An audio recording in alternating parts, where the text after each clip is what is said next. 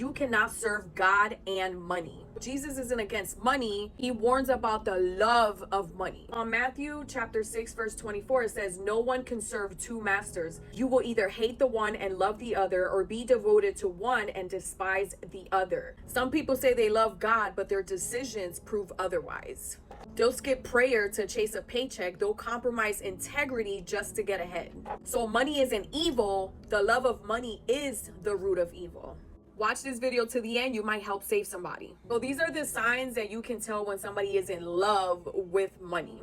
The one who measures their worth by wealth. Their identity is tied to income. The one that withholds. They make good money but can't bring themselves to tithe or give or bless others. The one that buys things not out of need but to be seen and feel superior than others. One whose hope is in money, not in Christ. The one that's never content. No matter how much they have, it's just never enough. The ones relying more on effort than on God. The grind has become their God. They don't trust God's timing, so they force results. Rest feels like laziness to them because their worth is tied to their work. So the dangers of this is that you miss divine direction because you're too busy doing everything in your own strength.